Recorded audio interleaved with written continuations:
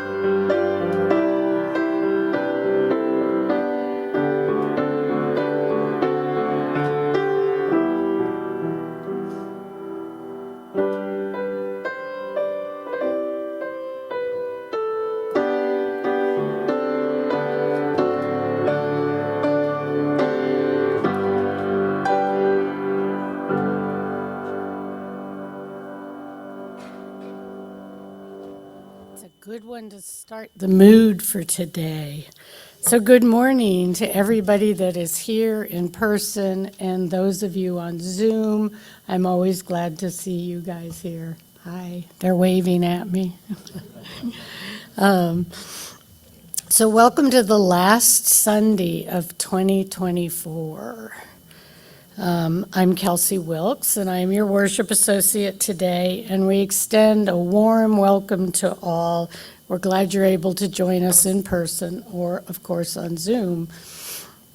Our minister, Reverend Roger Fritz, is away. He's gone back east to spend the holiday with his wife and his family. We wish him well, and he will be back in the pulpit on January 12th. Excuse me. It's good to be together and wonderful to see so many familiar faces as well as a few visitors. I'm always glad to welcome Bill back from the Valley. So nice to have you back. I'm always happy to see Gay, who's snuck in here. Some of you may not know Gay, but anyway, wave, Gay. They can all say hi to Gay. We're glad to have you here. Are there any visitors that would like to stand and introduce themselves? Yes, you would be one. This is a very special person. Good morning, I'm Hannah, and I'm Kelsey's daughter. So I get to have one here too, like Lydia. Is anyone else visiting that would like to introduce themselves? Pardon? I feel like I'm here all the time now. I'm Yvonne Garrett, and I'm Lydia Garrett's daughter. It's great to see you. Lydia is in New York City. Hannah lives in Maryland. So glad to have you guys here, as always.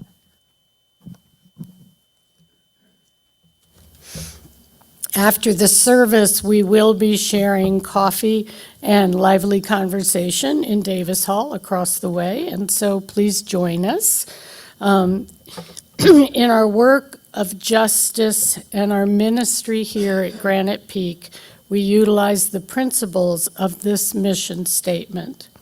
We are a compassionate, spiritual community that celebrates diversity, nurtures the personal and spiritual growth of all ages, shares our gifts, and promotes justice for all, and serves the world we live in.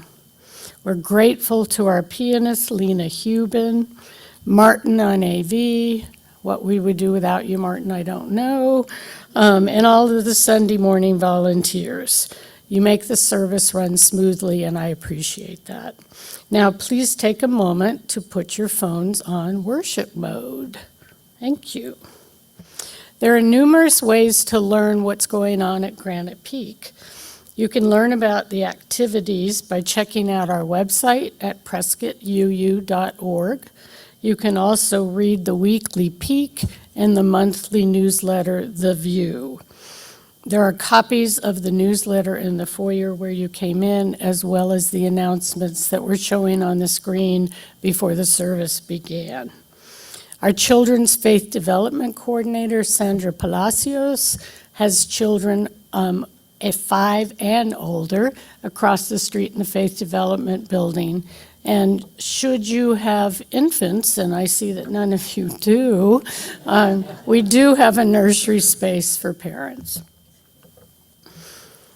This morning, we have a brief-ish announcements from the Ericksons. So if the Ericksons could kindly come forward.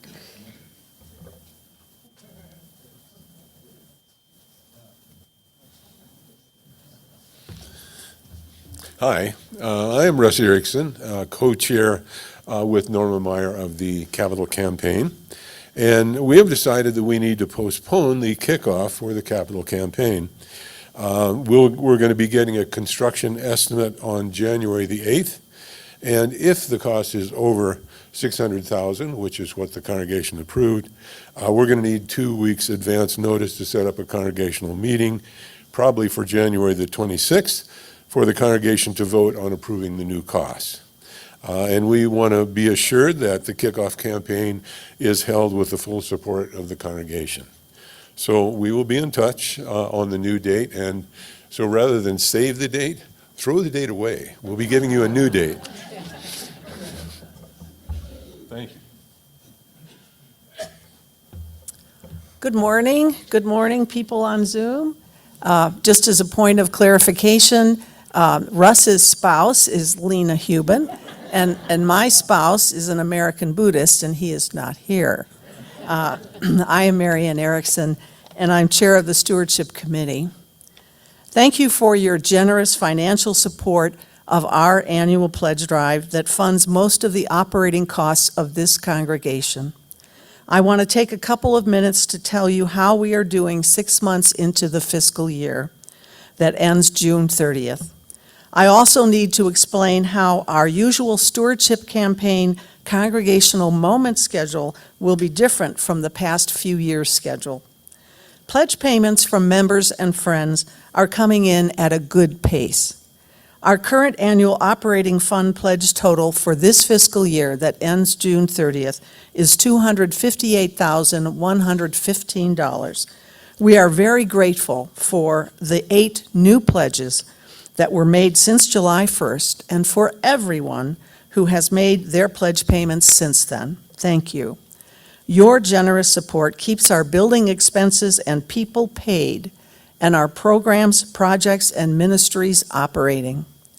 In past years, the Stewardship Committee offered a congregational moment message in each of the Sunday mornings in January and February in advance of the March Congregational Dinner and the pledge canvas for the annual operating fund.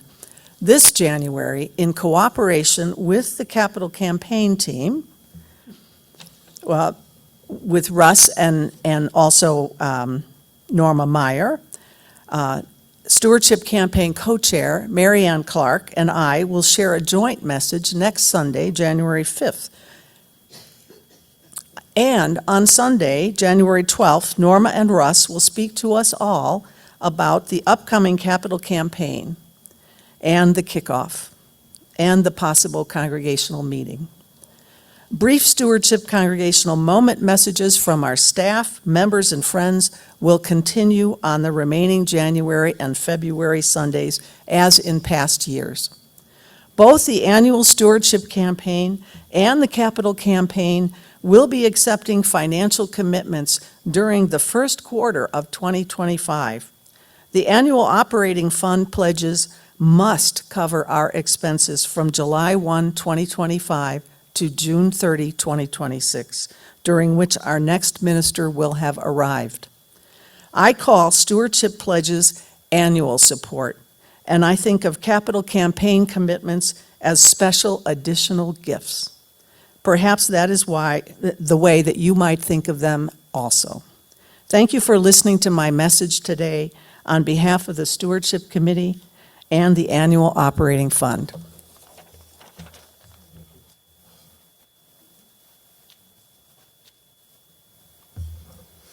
There is a lot going on, and it's going to be a busy 2025. I want to briefly introduce our guest speaker. Reverend Becky Gunn has been here many times, and I'm always thrilled when she is here. She's a retired UU minister, enjoying her life in Prescott, where she is active in many areas, including AAUW, the American Association of University Women, and teaching OLLI classes. And on governing boards and stuff. And on lots of governing boards. She's a very, very busy person. We're always glad when you're here.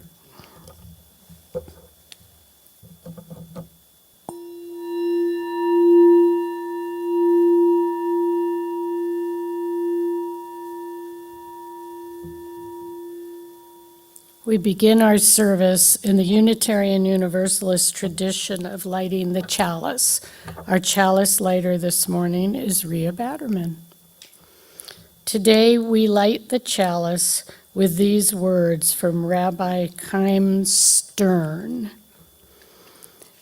When evil darkens the world, give me light. When despair numbs my soul, give me hope. When I stumble and fall, lift me up. When doubt assails me, give me trust. When nothing seems sure, give me faith. When ideals fade, renew my vision. When I lose my way, let love be my guide, that I may find peace and purpose in my life.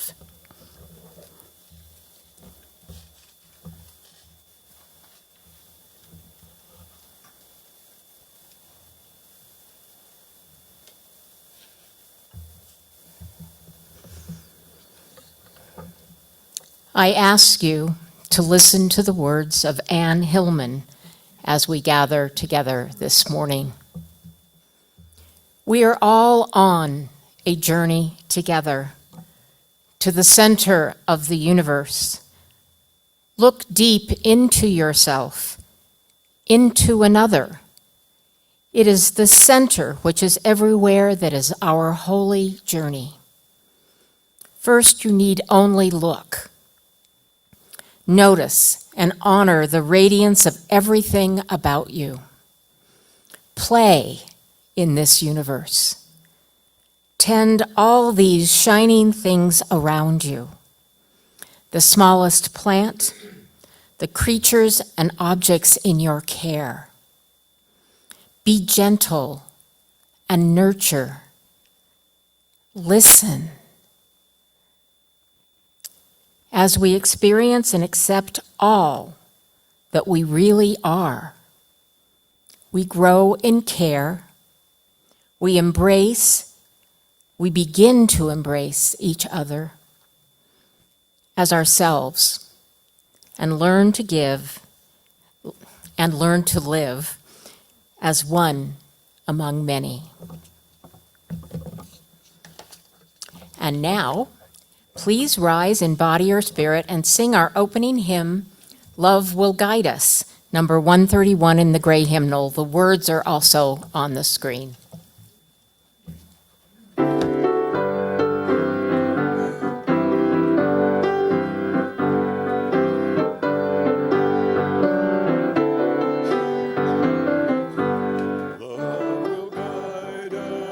us. Peace has tried us. Hope inside us will lead the way on the road from greed to giving. Love will guide us through the hard night. If you cannot sing like angels, if you cannot speak before thousands, you can give from deep within you. You can change the world with your love. Love will guide us. Peace has tried us. Hope inside us will lead the way on the road from love to giving. Love will guide us through the hard night.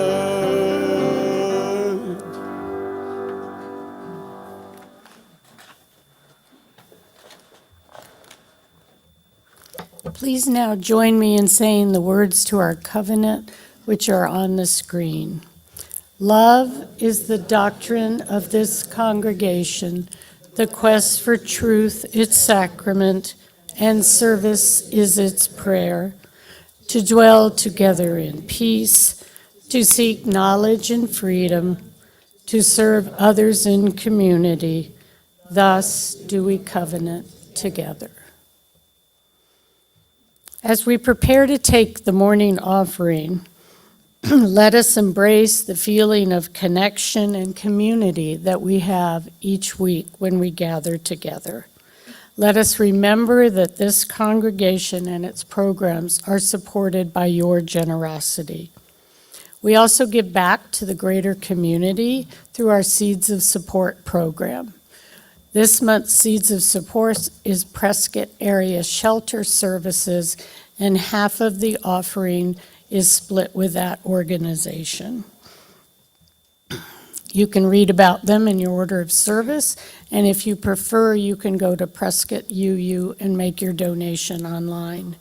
Please enjoy our offertory music, Open Roads by Michael Scott, played by Lena.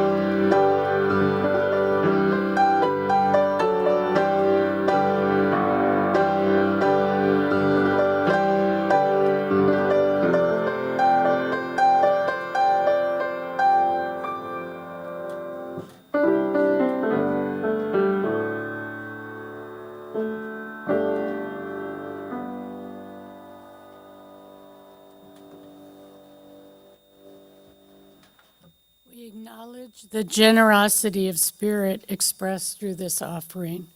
What is given in love is accepted with gratitude. Blessed be.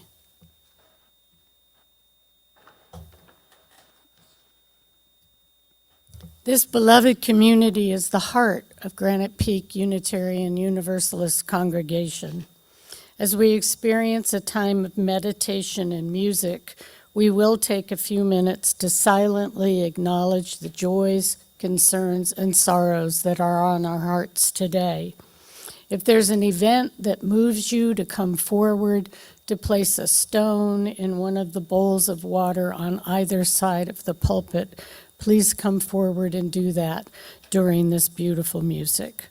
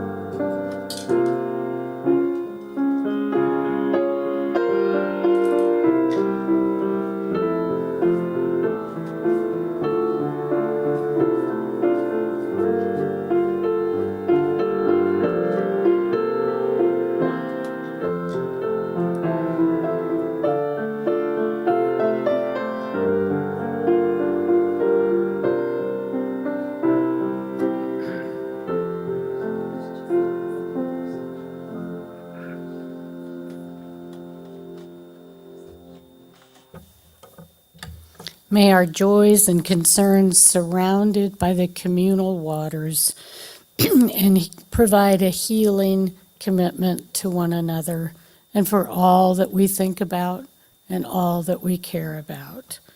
Now we will sing Spirit of Life.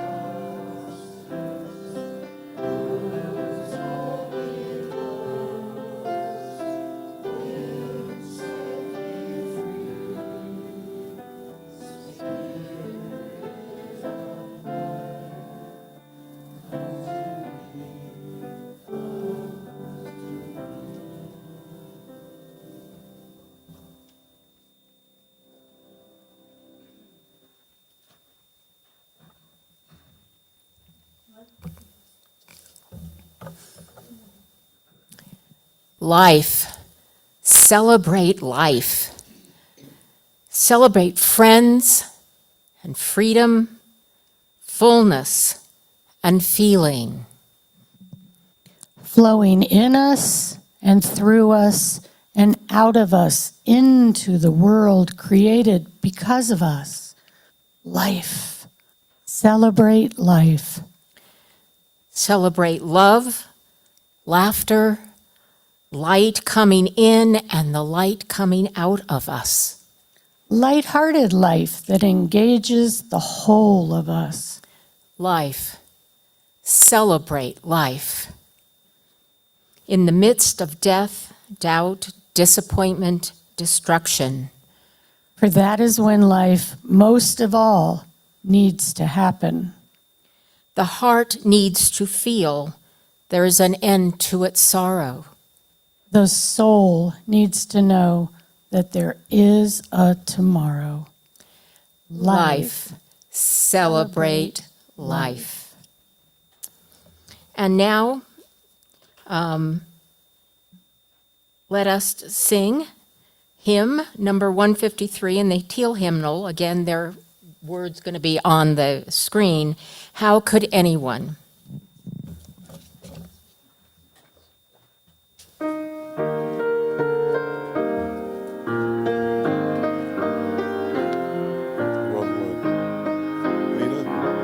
one. Lena? Wrong one. What? How could anyone? Oh, I'm sorry, I got the wrong one. We could do that. Oh, my. Nothing can go wrong. Can go wrong. Can go wrong. It can and it will, and it's okay.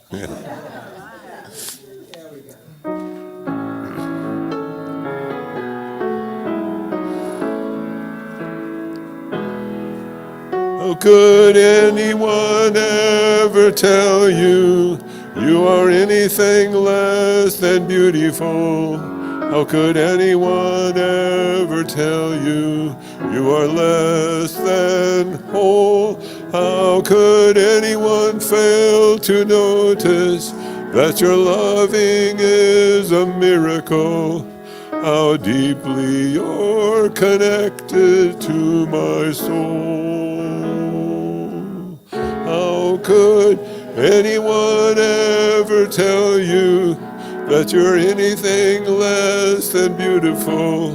How could anyone ever tell you you are less than whole? How could anyone fail to notice that your loving is a miracle? How deeply you're connected to my soul. Oh.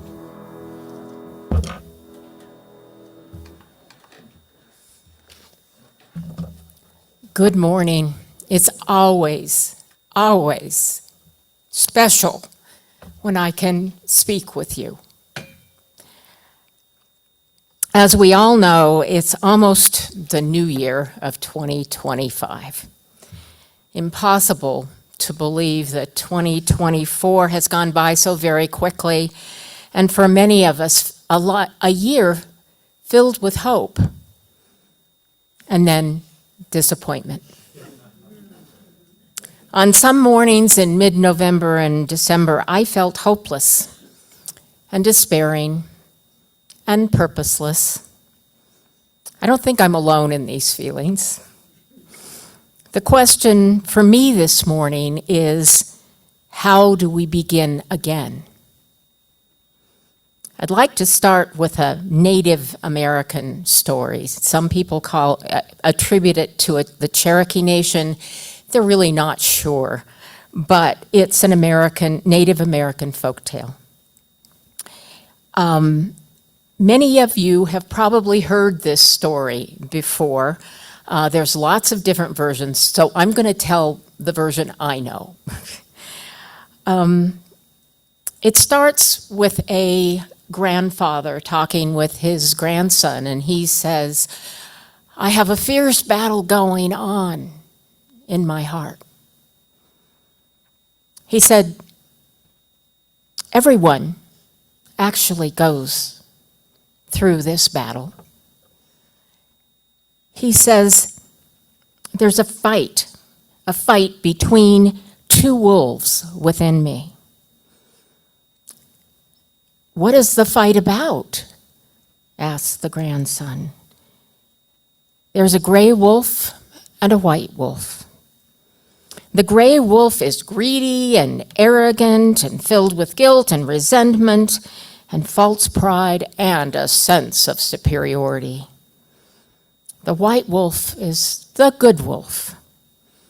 He is filled with joy and peace and love and hope and humility, kindness, generosity, and compassion. The grandson thinks for a couple of moments and he then asks, which wolf will win? Ah, said the grandfather, whichever wolf you feed. This applies to each and every one of us every day. As we wake each day, which of our wolves do we feed? Now, there's a traditional practice with New Year's. We make resolutions. Some of us are looking to lose that 5-pound Christmas goodie weight that we gained. Some of us say that we're going to complete that project that we began years ago, but this year we really will finish it. For others, it's to procrastinate less or to take better care of yourself or to return that phone call or to write that friend you haven't written in a long time and to take better care of yourself. But most of it has to do with doing. But I also think that for most of us, from experience, we know that most of these resolutions get forgotten rather quickly. And what this does is it proves to us that resolutions don't resolve anything by just making a list to do something, but only once a year. My suggestion today is that instead of thinking that New Year's is our only beginning for the year ahead, why not consider each new day a new beginning? Think about the wonder of getting 365 new beginnings each year. This offers new hope and possibility every day. How many of us in the past 2 months have decided to stop participating in community? I've actually had friends tell me that they have. How many of us don't find any reason to get out of our pajamas each morning? Getting out of bed seems futile. Just why care when my caring, my commitment didn't have an impact or the impact we wanted? So, for some, if not most of us, each new day has not been a new beginning. It's been a rerun of previous days and months. Today, I want to speak of how we might be able to change that mindset. How we can change it not just for tomorrow and not for these hard times, but for the future as well. How can each day be a new beginning? Obviously, it's not simple, and each of us will have a different approach, but there is one similarity. It's called intention. How do we begin again? Joyfully, purposefully, but intentionally. It's a practice. That practice may be as simple as waking each morning with a thought of gratitude for our lives, for our friends, for our community, for our family, for our health, for the love in our lives. Now, gratitude has many facets, but if we were to open our eyes each morning and recognize the beauty in our lives, when we begin each day with a sense of positivity and hope, how can we not, when if we open our hearts to this stunning geography in which we live, what a gift that is. How blessed we are to abide in such incredible awesomeness over which we have no control, but which impacts our moods and our sense of being alive. It is in part awareness. Gratitude fills us. Being conscious of that which gives us reasons to be thankful, to be grateful, is positive. If we try and begin each day with positivity, even when there is so much negativity in our lives, we can overcome that sense of futility because, in fact, we have so much for which we can be grateful. Oh, there's days when we might want to wake thinking of yesterday's news. How is that a new beginning? Well, it might be a new beginning if we think of yesterday's good news. What happens in our world when someone, some entity, some government, or something, some person, did something showing caring and compassion for our fellow humans, for our environment, or for other living creatures? Begin again by thinking positives. You can have hope in the world if you begin with the accomplishments of yourself or others. They may be very small impacts, but they're steps forward nevertheless. I said that this is a practice, a conscious one. As you greet the new day, begin with a practice that you find helpful. Do not dwell on the past, dwell on today. What gives you joy? Where do you find joy? Where do you find peace? Where do you find love? In a way, this is self-care. It's perhaps a cliche, I know, but the reality is if we don't care for ourselves, how can we care for others? Or if we don't love ourselves, how can we really love another person? Cliched though it is in fact the foundation for new beginnings. And acceptance of change is also fundamental. Somehow, we often just want stability. We want things to feel safe. I know there are times when I wish I could go back to the time when I didn't worry about my physical safety, about my economic security, and about the politics of the world.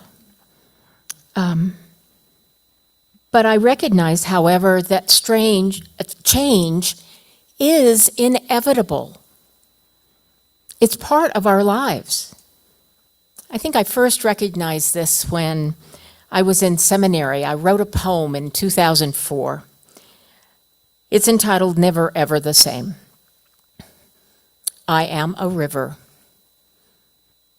I flow, large, passive, never ever the same. My currents run deeply, changing the landscape through my movement, imperceptible, never ever the same. I rush seeking the ultimate source, never ever the same. I plod, growing in understanding, never ever the same. I swerve off course, losing my sense of destiny, yet never ever the same. I plunge and fall, creating havoc and beauty, never ever the same. I absorb all around me, underneath, over me, accepting rain, the earth as my sustenance, never ever the same. I flow, small meanderings, sometimes meaningless, never, ever the same. I am a river, never, ever the same.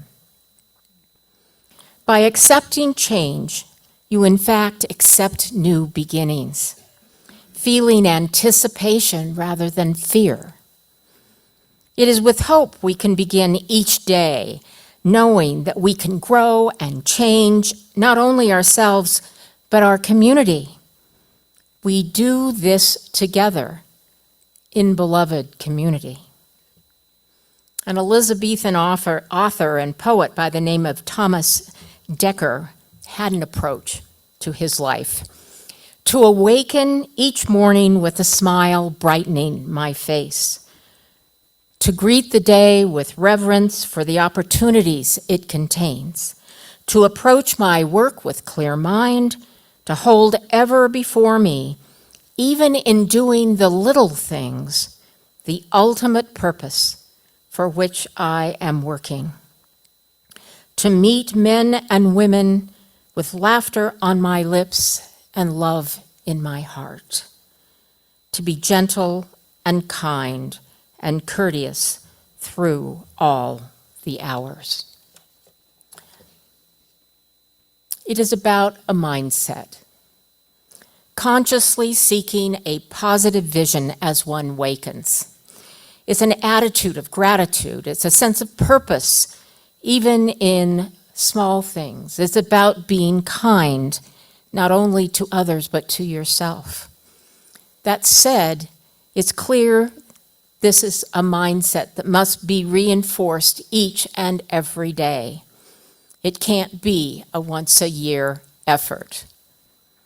For those of us struggling to recover our sense of purpose, this may sound somewhat Pollyannish.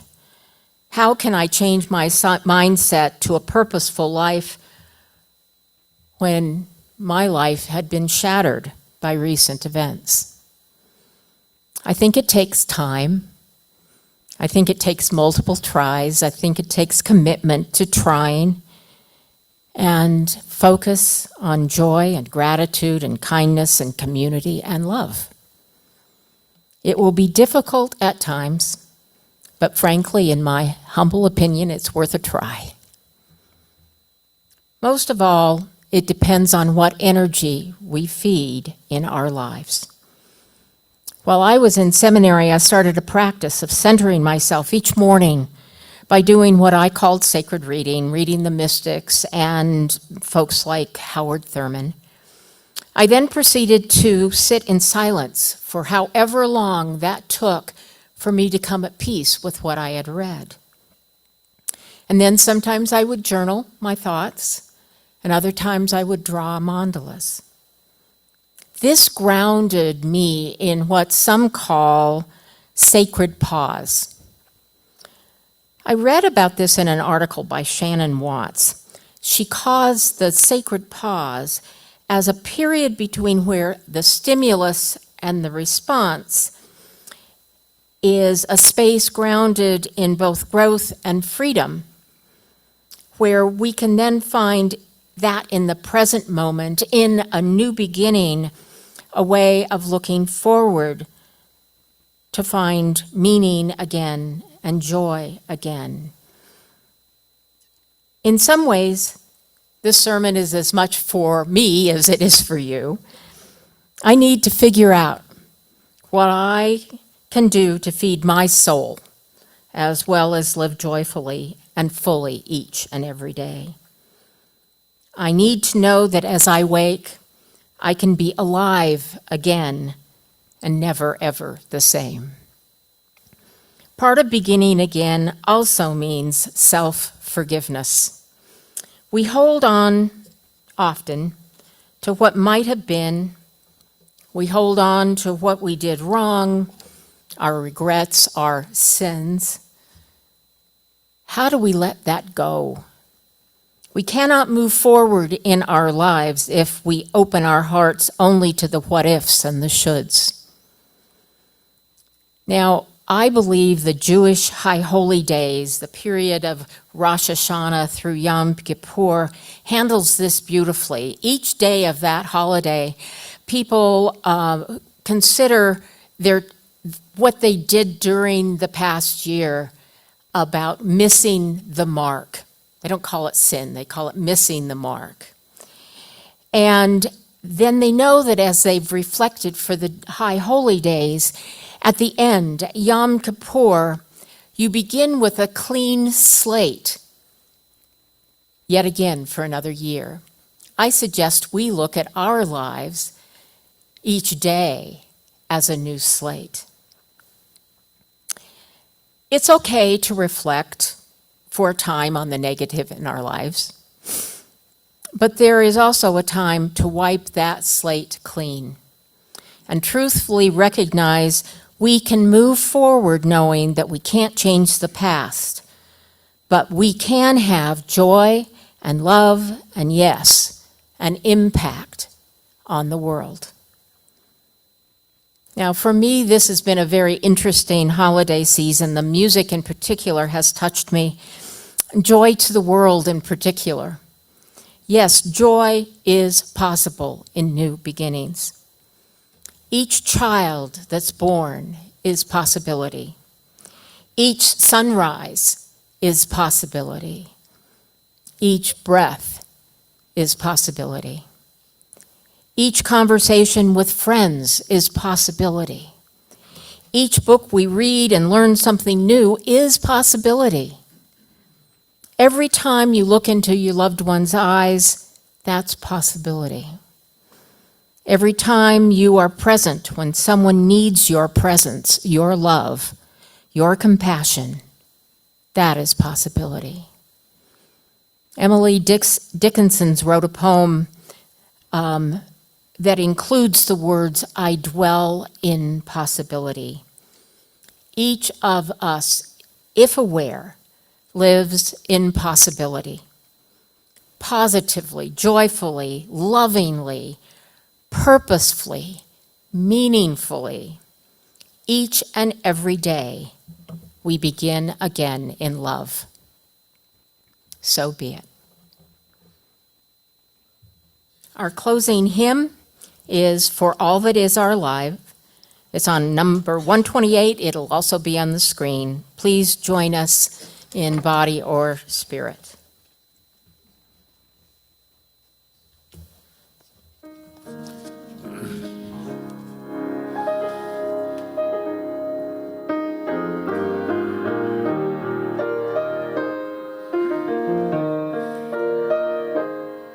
For all that is our life, we sing our thanks and praise. For all life is a gift, which we are called to use to build the common good and make our own days glad.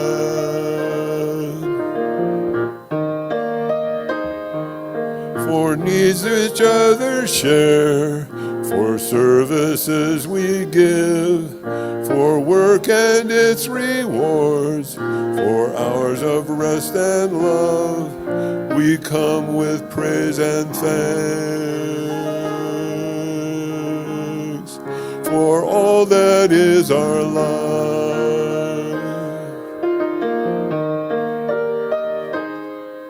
For sorrow we must bear, for failures, pain, and loss, for each new thing we learn, for fulfill and pass, we come with praise and thanks for all that is our life.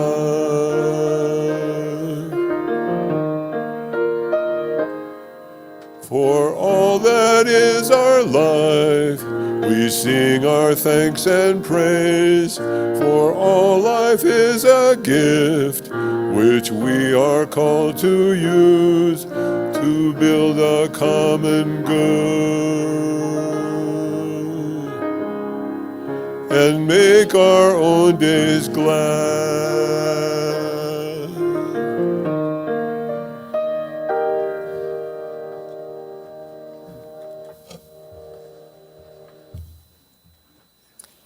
Each and every day is a new beginning.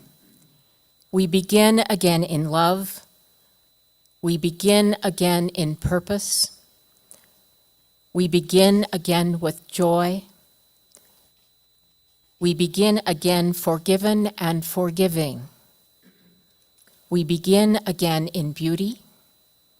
We begin again in possibility. We begin again with intention. And yes, we begin again in this beloved community. Go in peace, return again in love.